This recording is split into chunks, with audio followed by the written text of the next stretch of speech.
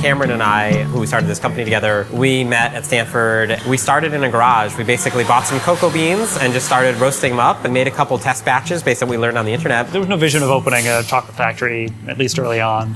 We were just making chocolate, having fun making it. And we showed it to some friends and family, and they said, this is amazing, I've never had anything like this. Most chocolate is industrial chocolate, means it's made by a few giant companies. They're all about getting the least expensive beans possible, generally from Africa, sometimes with questionable labor practices. They can over roast them, so they're sort of a little more burnt, and they all taste the same, kind of like with coffee. And then when you have that, then you can add a lot of things to it to cover over that flavor. We kind of take the opposite approach, where we like to get amazingly good beans, and then with our tasting bars, we keep the sugar exactly the same. So it's 70%, that's 70% beans, 30% sugar, nothing else. So when you try one bar or the other bar, the only difference you're tasting is the bean and how we handled it. We are trying to show people that chocolate is not just one taste. Like wine or coffee, different beans have these really amazing, distinct flavors that we can bring out. Basically, the sugar just makes it more palatable. It's sort of like a backdrop for the taste of the beans to come through. There's no bigger impact on what the bar is going to taste like. There's no bigger impact on flavor. There's nothing more important. So finding great beans is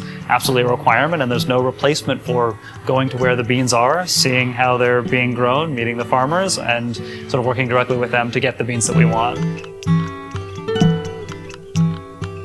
The first stage in making chocolate, which they've already done a little bit of out at the farm, is separating the good beans from the bad beans. This is your healthy beans for the most part. I'm still sorting through these, but we just take a quick gander as we go by and sort out the ones that are bad. And that's it. We tend to use pretty light roast profiles to bring out those distinct flavors. We do a bunch of taste tests to determine those roast profiles. That's a lot of fun.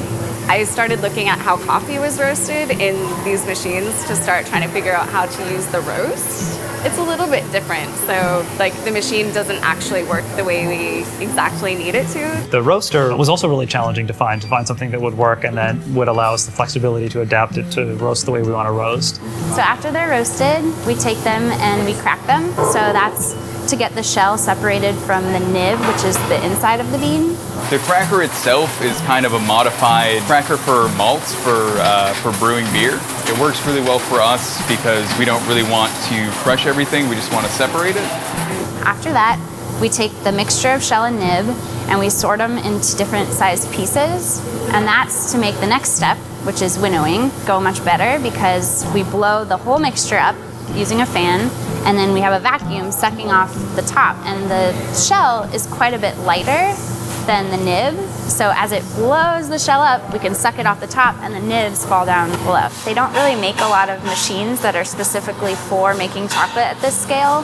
So most of the stuff we've had to repurpose or build ourselves. For example, the winnower. It's what can you find that works for your process? What can you cobble together? What can you get and modify and make it work for you? I am starting a batch of Rio Caribe right now. So I have nibs that have already been proofed, and I'm gonna weigh them out, and I'm gonna grind them in our peanut grinder with new plates, and I'm gonna put them in the melanger to start a batch. The melanger is a giant stone bottom bowl with two stone rollers that will actually crush up the nibs, and eventually we'll also add sugar. And it crushes it all up together and refines and refines and refines till it gets nice, smooth, and liquidy. And we actually measure the micron size because there's an ideal micron size for your palate to taste. When the microns are ready and it tastes right, then we can pull it off. It melanges for about 3 days. And the next step, we can put it directly into the temperer. And the temperer is a machine that heats and cools the chocolate to align the crystal structure. We want it in either crystal structure 5 or 6, and that gives you that nice like snap that you associate with chocolate. And so the way that we do that is we heat it up to break any crystals that might have formed, and then we cool it to a very particular temperature. So as it comes out of the nozzle, it's going to come out at the right temperature to set. And then every mold we hand vibrate out. We throw it in the fridge, cool it for about 10-15 minutes, take it out of the mold, and we have a chocolate bar. We hand wrap in foil, and we used to hand wrap in paper. Like the wrapping machine is a fairly new development. We weren't in love with modern wrapping machines that are all about plastic and flow wrapping, and we also get handmade paper from India where they make the paper for us from garments from the garment industry. They make this paper, they hand silk screen it. It's amazing paper, but because it's a handmade product, it has all these variances. And modern machines don't like things to be different. They like everything to be the same. And so we found a machine that was built 50, 60 years ago that does things the old ways. It can actually work without electricity. You can turn the wheel, and it does an amazing job wrapping. There were thousands of bars that were hand wrapped, and now this one does it just like super fast.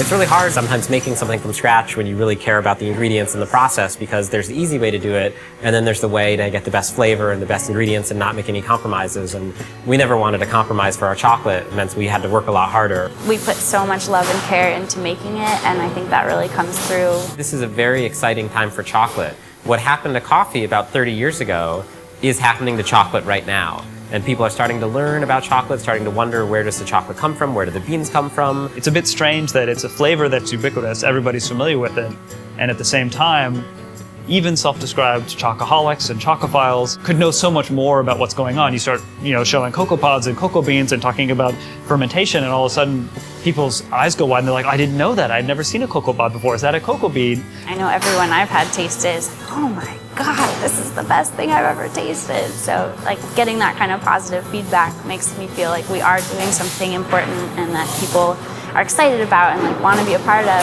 The public is really responding, and so it's really fun to be part of kind of a growing movement and to be doing something really interesting in that movement.